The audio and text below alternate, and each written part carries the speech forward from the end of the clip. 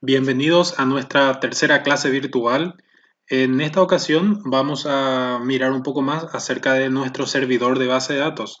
Específicamente vamos a ver cómo podemos conectarnos a ella. Existen varias alternativas las cuales podemos usar. Una de ellas es utilizar la línea de comandos para poder conectarnos. Para ello vamos a escribir en el buscador CMD o símbolo del sistema. Le damos clic y escribimos la palabra MySQL. Como vemos, nos dice que MySQL no se reconoce como comando interno o externo. Esto ocurre porque no se ha agregado a la ruta de ejecución o al path de nuestra terminal. Para que este comando funcione, debemos agregarlo si es que no se ha agregado en la instalación. Bueno, para ello, sencillamente hay que entrar en este equipo, clic derecho, propiedades y entrar en configuración avanzada del sistema. Una vez aquí, entramos en variables de entorno. Tenemos dos opciones, variables de usuario y variables del sistema. Si agregamos el archivo ejecutable al path del usuario del sistema, solamente estará disponible para ese usuario específico. En mi caso, mi usuario se llama Smart, entonces solamente estará disponible para ese usuario. En cambio, si lo agregamos como variable del sistema, estará disponible para todos los usuarios. Bueno, vamos a agregarlo en este caso para el usuario Smart, pero el procedimiento sería el mismo si queremos agregarlo como una variable del sistema. Para poder agregar, tenemos que ver dónde se instaló nuestro MySQL Server. Para verificar esto, vamos a irnos. Normalmente se instala en el disco C, en la parte de archivos de programa. Y aquí está la carpeta MySQL. Entonces, como vemos, tenemos ahí todas las aplicaciones que se han instalado de nuestro servidor. Nosotros hemos configurado en el primer video el servidor de base de datos MySQL Server en la versión 8.0. Entonces debemos entrar aquí y esta es la carpeta de instalación de nuestro servidor. En la carpeta bin encontraremos todos los programas que podemos ejecutarlo mediante terminal. El que nosotros estamos queriendo ejecutar justamente está acá. Se llama mysql.exe. Es una aplicación de terminal. Si le hacemos doble clic, como ven, aparece una pequeña terminal, pero no podemos interactuar con ella. Bueno, esta ruta es la que debemos copiar para poder agregar a nuestro path. Le damos clic derecho, copiar, y nos dirigimos nuevamente a esta ventana donde debemos editar el path correspondiente al usuario Smart. Entonces damos clic en editar y le agregamos un nuevo elemento. Aquí vamos a pegar la dirección de instalación de nuestro servidor de base de datos MySQL Server. Una vez realizado eso, clic en aceptar, aceptar nuevamente y aceptar. Cerramos esto y vamos a verificar en nuestra terminal. Ya debería aparecer ese comando. MySQL, le damos Enter y nos tira un mensaje de error. Cuando tira este mensaje de error significa que se puede acceder al mysql.exe que estaba ubicado en la carpeta de instalación de nuestro servidor, que estaba por aquí. Perdón, aquí.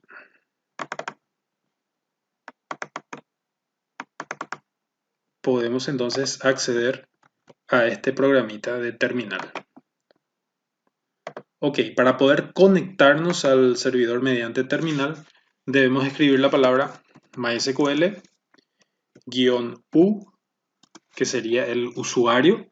Aquí debemos indicarle con qué usuario queremos conectarnos. En nuestro caso vamos a conectarnos con el usuario root, que sería el usuario administrador o el usuario raíz. Si nuestro servidor tiene una contraseña, debemos poner el atributo "-p". Una vez hecho esto, le damos Enter y nos pide introducir la contraseña. Aquí deben poner la contraseña con la cual ustedes instalaron o a la hora de instalar pusieron la contraseña, entonces deben usar esa misma contraseña. Una vez escrito, le dan Enter. Ya estamos conectados al servidor y podemos empezar a realizar las consultas. Para poder conectarnos al servidor e interactuar con ella necesitamos de un cliente y del lenguaje SQL. El lenguaje SQL vamos a aprenderlo más adelante. Ahora mismo lo que vamos a utilizar es un comando básico para poder ver todas las bases de datos que tenemos en nuestro servidor. Entonces ponemos show database punto y coma. Es un comando propio del lenguaje SQL y lo que permite es visualizar las bases de datos que tenemos en nuestro servidor. Entonces escribimos ese comando, le damos Enter y nos muestra aquí las bases de datos que efectivamente tenemos en el servidor. Information Stream, MySQL, Performance y Sys. Estas bases de datos son las que vienen ya instaladas con el sistema y por lo general no se recomienda tocarlas para no afectar el funcionamiento de nuestro servidor. Entonces de esa manera podemos conectarnos a nuestro servidor utilizando como cliente el símbolo del sistema o la terminal de Windows. Ahora veremos cómo hacerlo mediante el programita que hemos instalado en las clases pasadas, que es el SQL-IO, en la versión 13. Bueno, al abrir el programa nos habilita esta ventanita. Si es que a ustedes no les aparecen estos datos, deben crear una nueva conexión aquí en este botón. Entonces le dan nueva conexión, le dan OK y debe aparecerles para que puedan rellenar los datos. Ok, explico brevemente cuáles son los campos que nos pide. En el MySQL Hot Address debemos poner la máquina donde está ejecutándose el servidor de base de datos. En nuestro caso es el localhost, ya que se encuentra instalado en esta máquina. Podríamos utilizar también la dirección IP 127.0.0.1 para poder hacer referencia a esta computadora, pero lo común es que se utilice el localhost. Son básicamente lo mismo. Ahora, en el username o nombre de usuario debemos poner el usuario con el cual nos vamos a conectar al servidor. Como hemos hecho anteriormente, vamos a utilizar el usuario root para poder conectarnos. En el password debemos colocar la contraseña que utilizamos para instalar. Nos pide el puerto de instalación o el puerto en el cual se ha instalado el servidor. Normalmente suele ser el 3306. Si hemos cambiado de puerto deberíamos ponerlo ahí. Nos pide también una base de datos a la cual conectarnos. Esto podemos dejarlo en blanco y nos va a mostrar todas las bases de datos que se encuentran en el servidor. Sería algo así como el comando show database, que nos mostraba todas las bases de datos. Ok, una vez hecho esto, podemos probar que efectivamente podemos conectarnos en este botón. Hacemos un test y si nos aparece este mensaje es porque podemos conectarnos al servidor. Si cometiéramos algún error, por ejemplo en el usuario o en la clave, nos saldría un mensaje de acceso denegado, como nos ha salido aquí donde yo me equivoqué en la contraseña. Entonces vamos a poner como estaba bien y le damos conectar. Nos dice si queremos guardar los cambios, le damos a dar sí. Y en esta parte, si se fijan a la izquierda, tenemos las bases de datos que están ahora mismo en el servidor. Como vemos, son las mismas bases de datos que nos aparece en la terminal o en la ventana de comandos de Windows. Son los mismos. Entonces, básicamente estamos utilizando una interfaz de línea de comandos para conectarnos al servidor y también estamos utilizando un programa, un cliente con interfaz gráfica. Como ven, la interfaz gráfica lo bueno que tiene es que es muy amigable, tiene botoncito que podemos estar utilizando y los comandos podemos escribirlo directamente aquí. Por ejemplo, use MySQL. Lo que hace ese comando es seleccionar la base de datos MySQL para poder aplicar nuestras consultas sobre ella. Pero como les digo, el lenguaje SQL vamos a aprenderlo más adelante. Ahora, una cosa muy interesante. Aquí podemos visualizar las bases de datos que tenemos en el servidor. Ahora, ¿dónde realmente se almacenan estas bases de datos? Bueno, realmente se almacenan en el disco duro, obviamente. Pero ¿en qué lugar? ¿En qué carpeta? A la hora de instalar se puede decidir dónde se van a ir los datos o dónde se va a almacenar los datos. En Windows, normalmente, por defecto, se instalan o se almacenan en el disco C, en la carpeta Program Data. Esta carpeta es una carpeta oculta. Si es que a ustedes no les aparece, deben habilitar esta opción para poder ver los elementos ocultos. Entonces, si no encuentran, deben habilitarlo en esta pestaña, en Vista, Elementos Ocultos. Y ahí está la carpeta Program Data. Entramos ahí y por aquí encontramos una carpeta MySQL. Y vemos ahí que hay, en este caso, 3 carpetas. La versión que estamos utilizando nosotros es la de MySQL Server 8.0. Entonces, en esa carpeta, en la carpeta Data, se encuentran almacenados las bases de datos en sí. Como vemos, encontramos una carpeta que corresponde al Perform Stream, que es el que nos aparecía por aquí. También una carpeta de MySQL, que es esta. Y una carpeta también de sys, que es esta. Entonces, accediendo a estas carpetas podemos tener acceso a los datos en sí. Muy bien, ahora que vimos cómo podemos instalar la base de datos, cómo podemos conectarnos a ella, vimos dónde se almacenan los datos, ahora vamos a crear nuestra primera base de datos a partir del modelo que estuvimos desarrollando la clase pasada. Bueno, haciendo un repaso general, la clase pasada vimos el concepto de base de datos, dijimos que es una colección de datos relacionados y normalmente contiene información relevante para una empresa. Ok, también vimos el modelo entidad-relación, también vimos lo que es el concepto de entidad. Una entidad entonces es un objeto o elemento que se quiere representar a través de una serie de características. Estas características son los atributos de la entidad o los datos o las cosas que queremos almacenar acerca de la entidad. También vimos el concepto de atributo clave, que era un atributo cuyo valor no se repite y no puede estar vacío.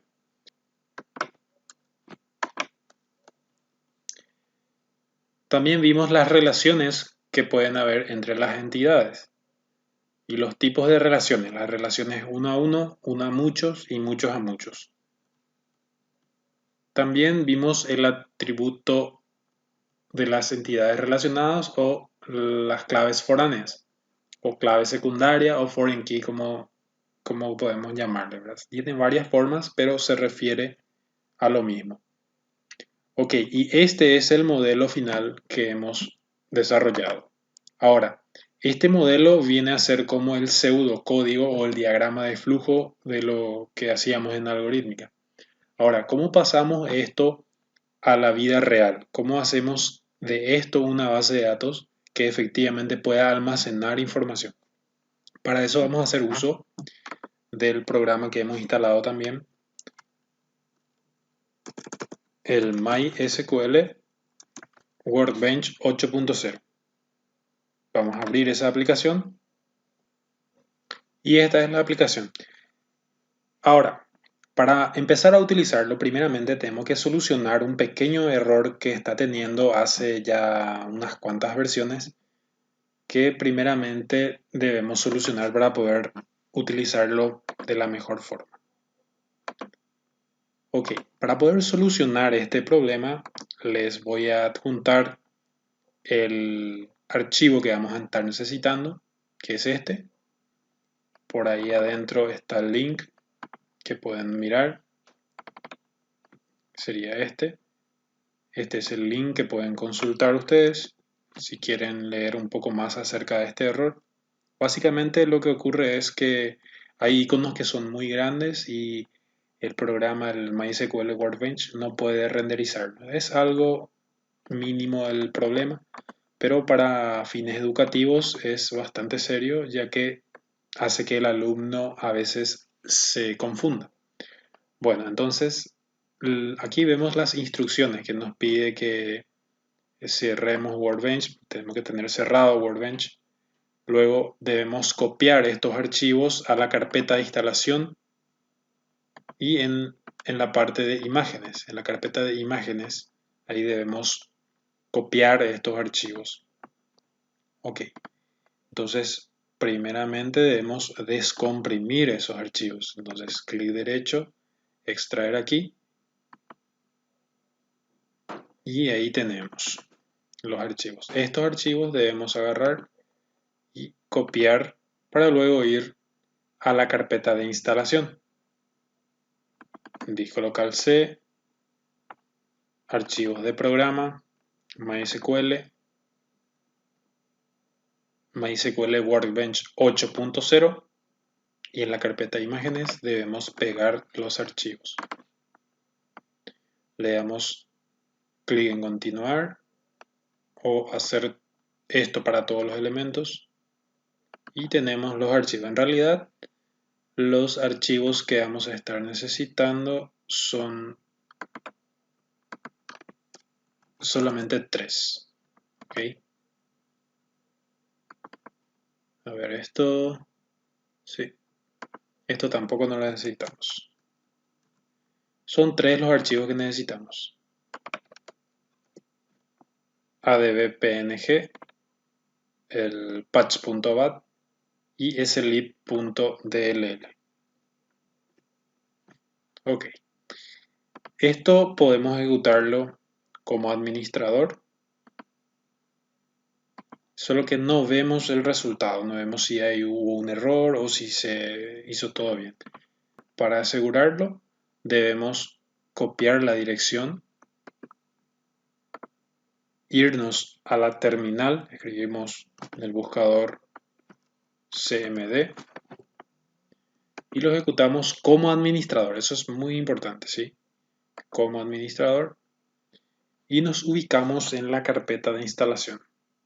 Voy a escribir el comando cd y aprieto clic derecho para que me pegue toda la dirección en donde queremos ubicarnos. Ahora mismo estamos en System32, pero con este comando de terminal vamos a ubicarnos en la carpeta imágenes de la carpeta MySQL Workbench, donde está instalado justamente el MySQL Workbench.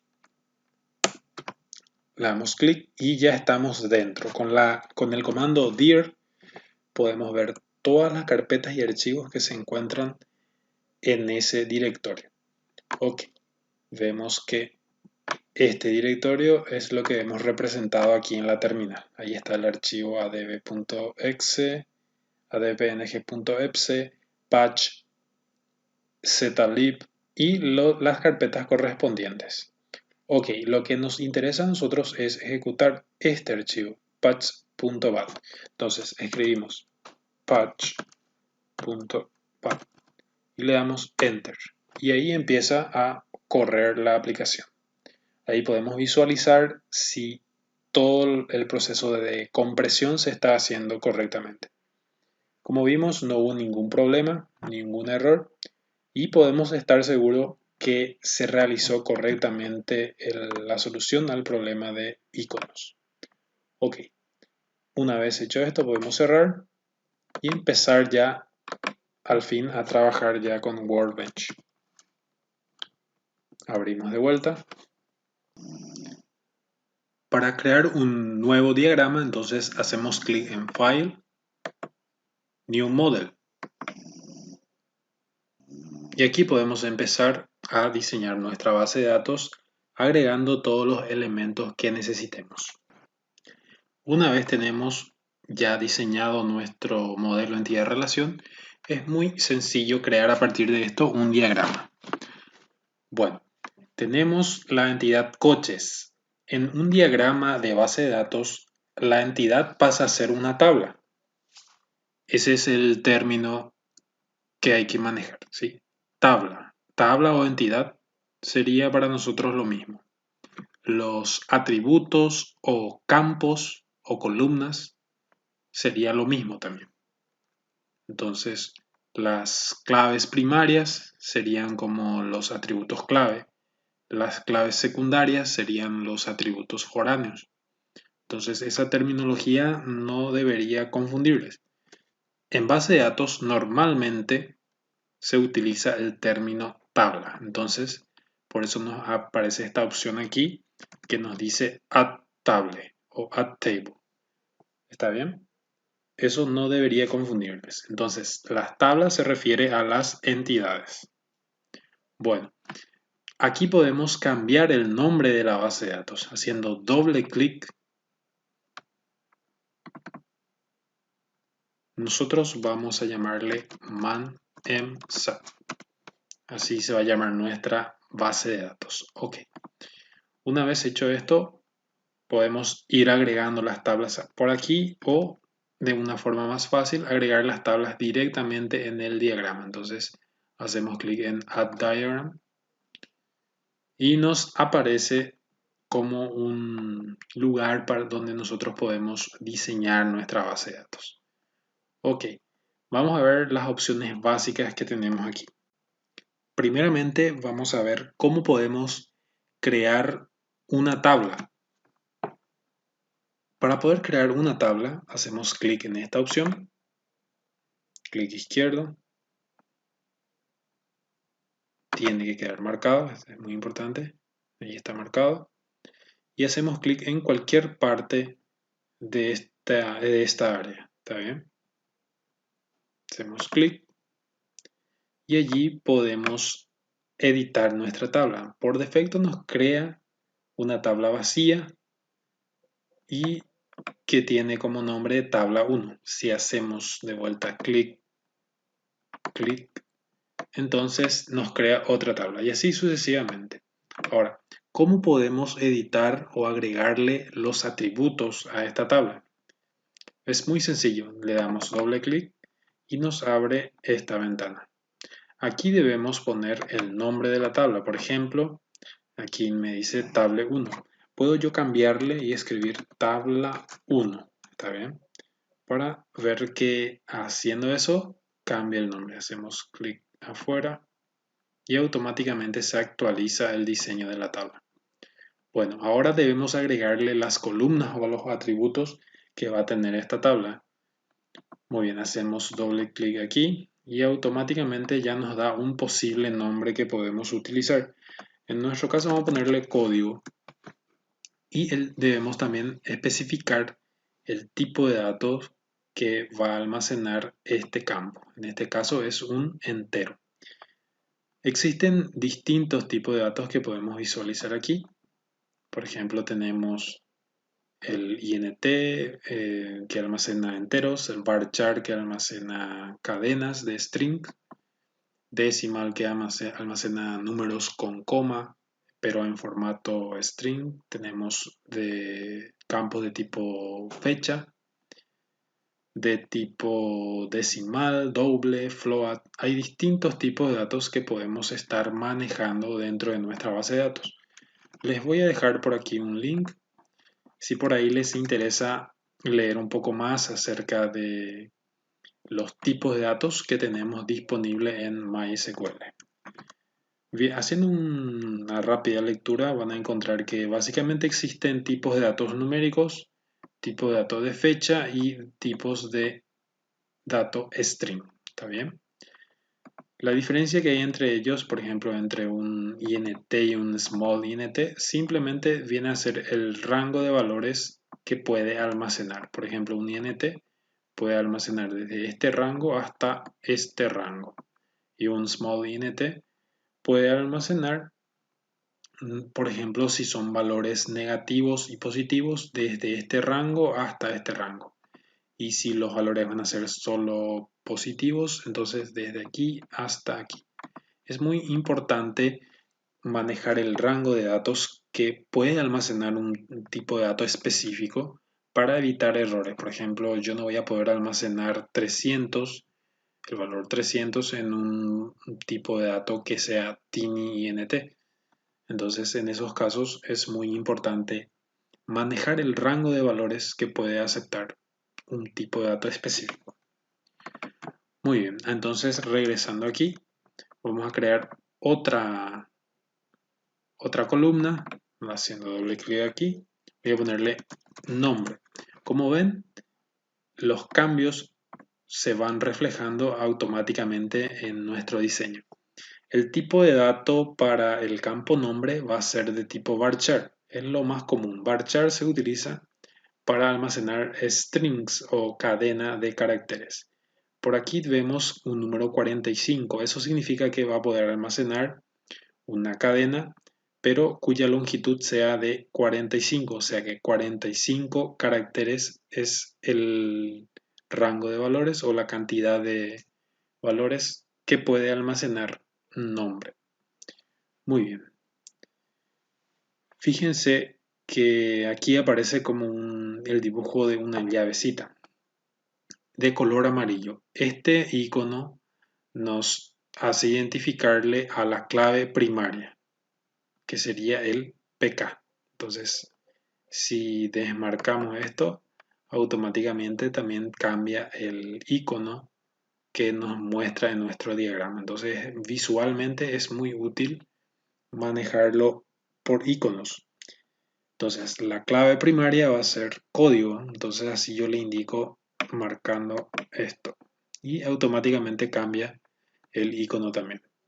Más adelante veremos más opciones, por ejemplo, que significan estas restricciones que vemos por aquí. Ok, bueno, por el momento sería todo para la tabla 1. Ahora pasamos a editar la tabla 2. A este vamos a llamarle, en vez de table 2, vamos a llamarle tabla 2. Y los campos que van a tener van a ser identificador. O algunos le ponen directamente ID. Bueno, el ID sería como el identificador o la clave primaria. Entonces, vamos a dejarlo ahí para diferenciar de este. Y vamos a poner aquí, por ejemplo, descripción. Descripción va a ser un atributo o un campo de la tabla 2. Va a ser de tipo varchar 100. Eso quiere decir que va a poder almacenar hasta 100 caracteres. Bueno, una vez hecho esto, ya tenemos la tabla 1 y la tabla 2. Ahora hay que hacer las relaciones entre ellos. Por ejemplo, tenemos acá los tipos de relaciones que podemos utilizar. Las relaciones de 1 a 1 no identificable. Bueno, vamos a ver de qué se trata eso. Para poder hacer relaciones entre dos tablas, necesitamos definir el tipo de relación que vamos a utilizar. En este caso es 1 a 1 no identificable. No identificable porque tiene la raya entrecortada. ¿Está bien? Bueno, hacemos clic en la tabla 2 y clic en la tabla 1. Y se nos crea una relación entre la tabla 1 y la tabla 2. Para poder hacer efectiva la relación, entonces la clave primaria, en este caso código, debe pasar como clave secundaria en la tabla 2. Y ese es lo que nos muestra aquí como un rombo rojo. ¿Está bien? Este viene a ser la clave secundaria de la tabla 2 o el atributo secundario o el atributo foráneo, llámese como quiera. Ok, entonces así hacemos efectiva la relación. Si pasamos el cursor encima de la relación, nos muestra que la tabla 1 se relaciona con la tabla 2 mediante el campo código. ¿Ok? Y nos aparece ya automáticamente como nombre tabla 1-código. Entonces nos indica el nombre de la tabla de donde viene el atributo código. Esto podemos cambiarlo. Yo particularmente suelo cambiarlo para simplificar el diagrama, pero ustedes pueden dejarlo así. Bueno, ahora vamos a ver la diferencia con el 1 a 1 identificable. Hacemos clic de vuelta en la tabla 2 y clic en la tabla 1 y nos muestra ahora ya la relación 1 a 1 identificable. Fíjense lo que ocurre. En la relación 1 a 1 no identificable, el atributo clave de la tabla 1 pasa como atributo secundario de la tabla 2. Y en la relación 1 a 1 identificable, el atributo código pasa como código primario de la tabla 2. Y eso podemos verlo aquí, que nos muestra como una llavecita en rojo. Entonces, esa es la gran diferencia que hay. Más adelante vamos a estar haciendo más prácticas para que quede más claro esto de los tipos de relación identificable y no identificable. Pero básicamente es eso. Ok, vamos a darle clic eliminar. Clic encima de la relación, clic derecho, eliminar. Listo, ahí tenemos de vuelta las tablas. Ahora, podemos hacer la misma cosa con la relación 1 a muchos, no identificable. Vamos a ver. Clic en la tabla 2, clic en la tabla 1 y vemos que es una relación de 1 a muchos. Esta es la simbología que utilizamos. ¿Está bien? Estas dos rayitas significa 1 y la notación conocida como pata de gallo, esto significa muchos. ¿Está bien? Una raya es 1 y aquí hay varias líneas, entonces eso significa mucho. Entonces la relación es 1 a muchos. Esta notación también se puede cambiar en la parte de modelos. Model y notación de relación podemos utilizar la notación de pata de gallo o crow's foot, la notación clásica que viene a ser así.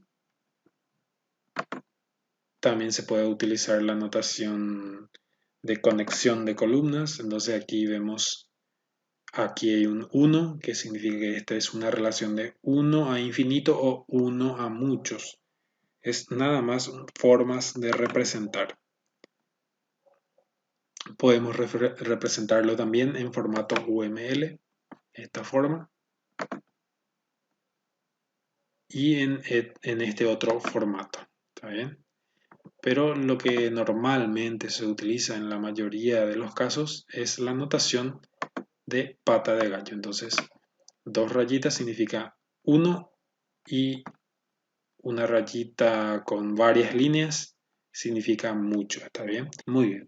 De igual manera, tenemos la relación 1 a muchos identificable. En ese caso, la simbología cambia. Como ven, la relación 1 a muchos no identificable es con línea entrecortada y la relación 1 a muchos identificable es con línea seguida. ¿Está bien?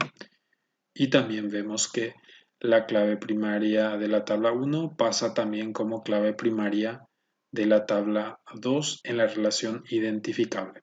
Y en la relación no identificable pasa este código primario como clave secundaria. Ok, listo. Por el momento son todos los tipos de relaciones que vamos a estar viendo.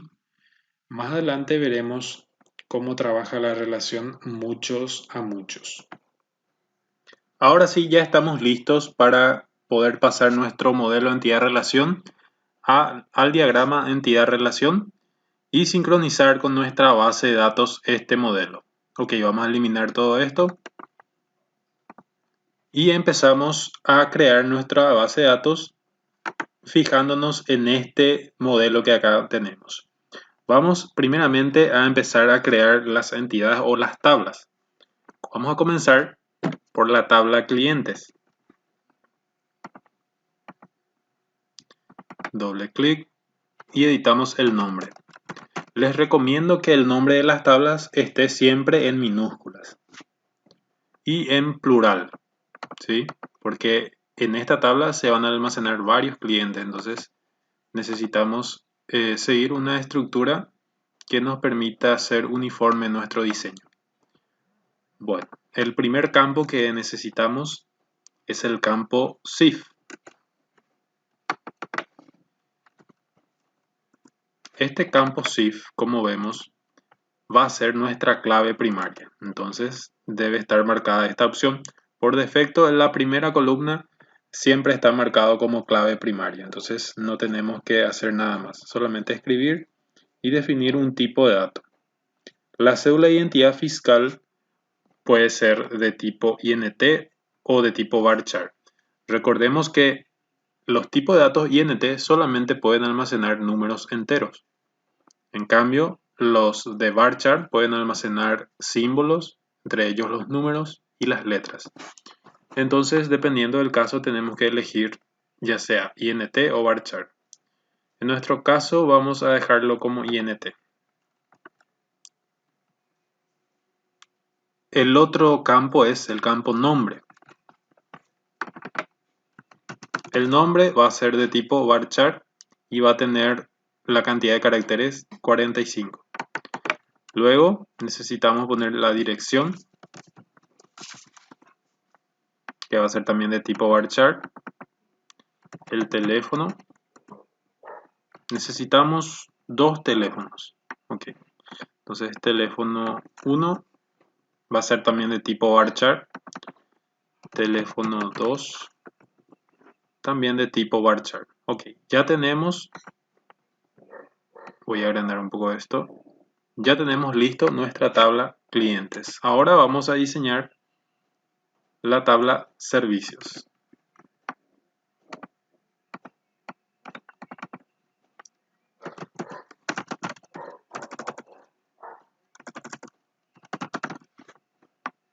La clave primaria de la tabla servicios es el campo número. Entonces vamos a ponerlo aquí. Número va a ser nuestro primary key, nuestra clave primaria. Ahora la fecha es otro campo que necesitamos, fecha.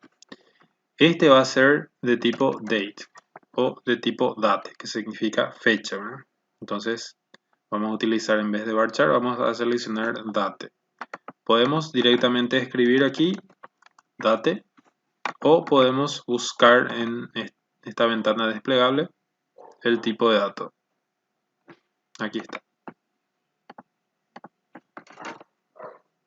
Ahora, tipo va a ser un campo varchar.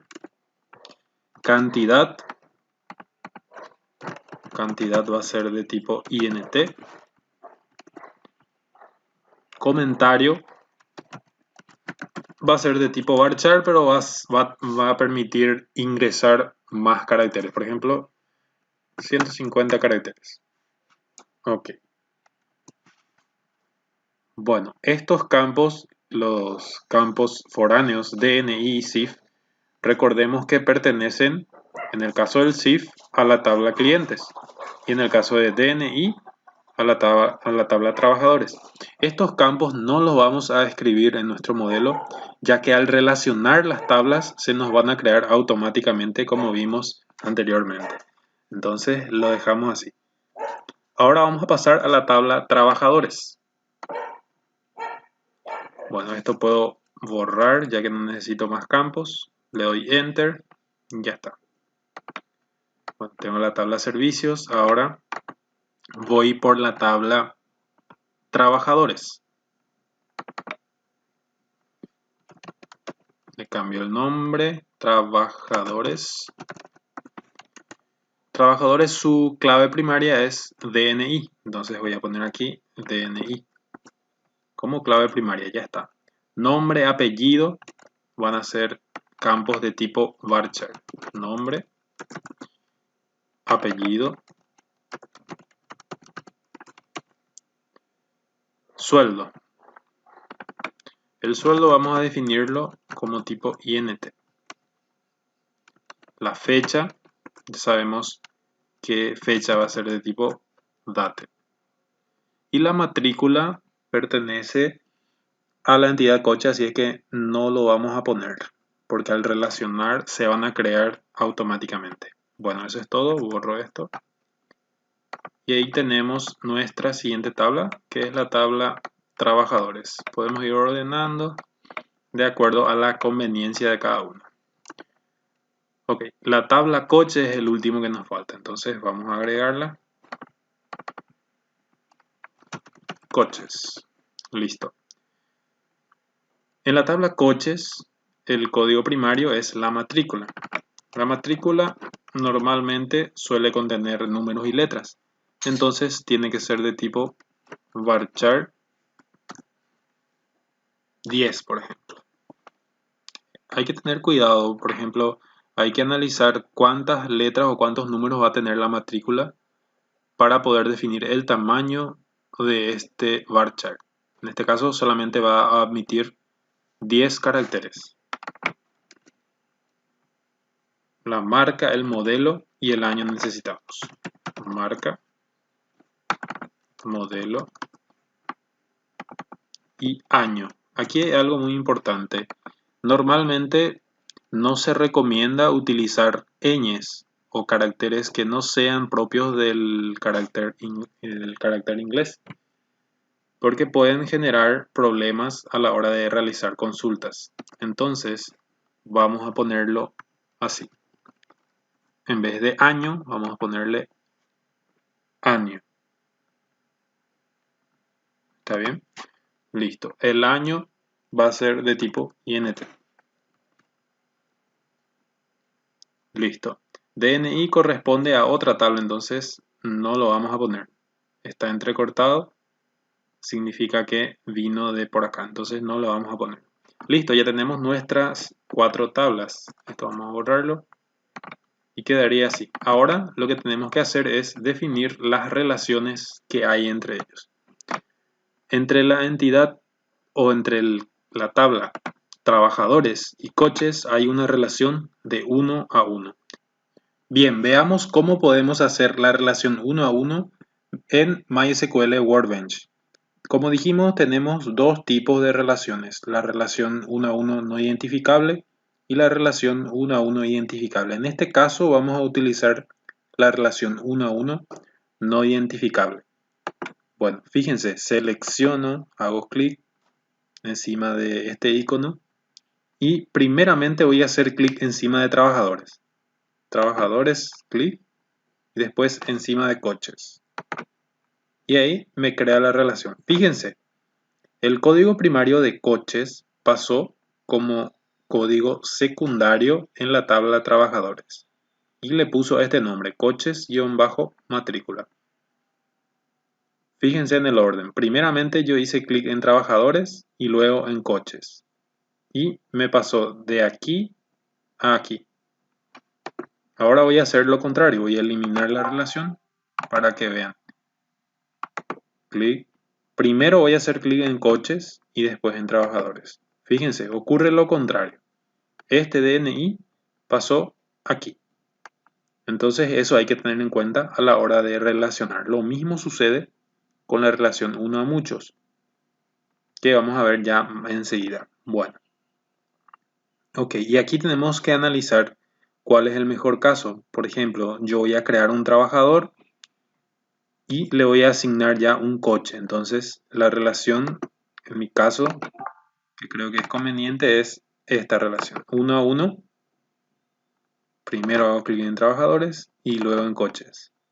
Y ahí tenemos la relación. Esto, como yo les dije, se puede cambiar. Puedo entrar y modificar el nombre de ese campo. Por ejemplo, le voy a poner matrícula, así como está en nuestro modelo, ¿verdad? Y eso se puede cambiar sin problema. Yo, por una cuestión de simplicidad, suelo realizar este cambio. Para no andar haciendo en forma manual, se puede configurar en la parte de modelo y en la parte de Model Options puedo entrar a modificar eso. Hago clic aquí para poder cambiar la parte donde dice Foreign Key y las relaciones. Bueno, el nombre de la columna es lo que voy a cambiar. Fíjense que él suele completar con el nombre de la tabla, un guión bajo y el nombre de la columna. Ahora yo solamente quiero el nombre de la columna, entonces puedo eliminar esta parte para que la próxima vez que haga las relaciones solamente me pase con el nombre de la columna. Le doy OK. Listo, ahora vamos a relacionar clientes con servicios. Según el diagrama que estuvimos diseñando, la relación entre clientes y servicios es de 1 a muchos.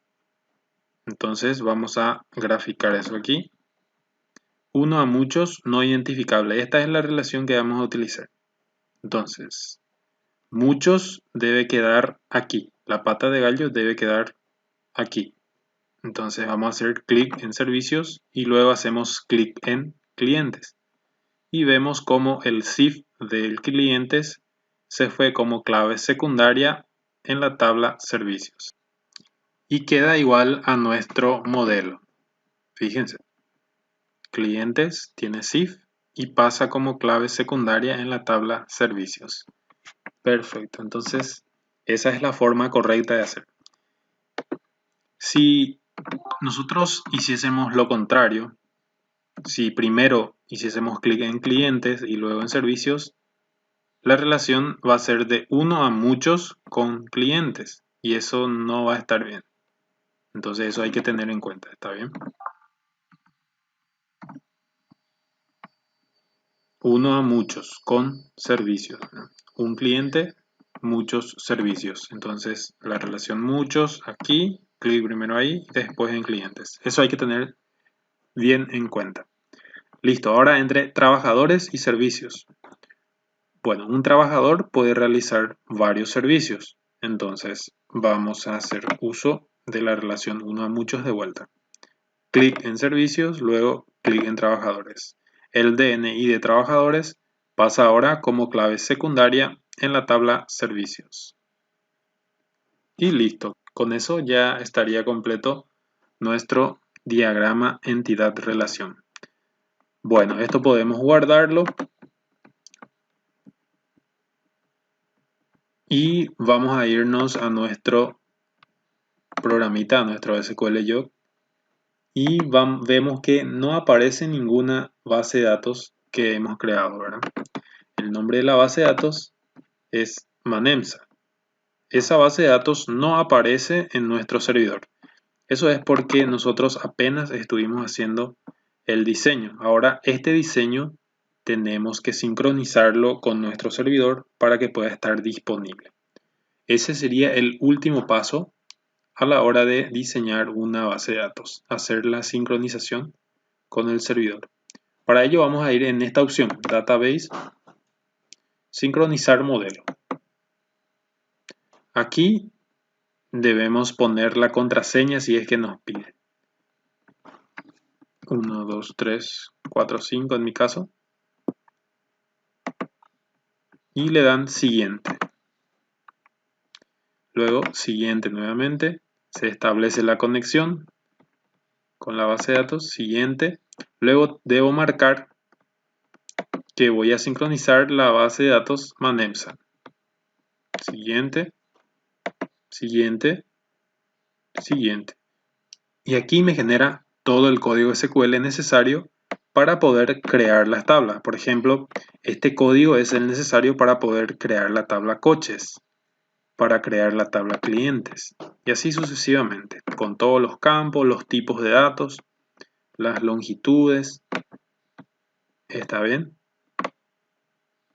Bueno, mediante MySQL Workbench yo me ahorro el escribir este código. Bien, puedo hacerlo directamente en la terminal. Escribiendo este código voy a ir creando mis tablas, mis relaciones, ¿verdad? Pero nosotros hacemos uso de esta herramienta que nos facilita esa labor. Ahora lo único que tenemos que hacer es ejecutar este código y listo, le damos cerrar, ya está. Ahora vamos a ir a nuestro SQL Jog y como vemos aún no aparece ninguna base de datos. Eso es porque necesitamos actualizar este servidor y debemos darle actualizar. F5, hacer clic encima del servidor, del icono del servidor y darle actualizar. Porque si yo tengo seleccionado una base de datos y le doy a actualizar, solamente me actualiza lo correspondiente a esa base de datos. Si yo quiero actualizar el servidor, le doy aquí. Y ahí sí ya aparece la base de datos Manemsa que hemos creado. Y en el apartado de tablas aparecen las tablas que estuvimos creando. Clientes, coches, servicios, trabajadores. En clientes aparecen las columnas que hemos creado. Entonces yo así puedo ir verificando que se creó correctamente. Ok, eso sería el último paso. Y en otros videos vamos a ver cómo podemos ingresar datos a nuestra base de datos. Porque la base de datos está vacía en este momento. Para finalizar este video, entonces les voy a mostrar cómo ustedes pueden exportar este modelo a una imagen para que puedan subirlo a la plataforma. Entonces, para poder exportarlo, tengo que irme a Archivo, Exportar y exportar como PNG. Tengo que elegir algún lugar de mi equipo para almacenar, por ejemplo, en mi caso voy a guardarlo en imágenes y le voy a poner un nombre. Ejemplo inicial. Así le voy a llamar. Ejemplo inicial, ManEmsa. Listo, ahí le damos guardar. Ya está. Entonces, ese archivo que ustedes han creado en la carpeta imágenes es la que deben alzar a la plataforma. Listo. Perfecto. Nos vemos entonces en el siguiente video.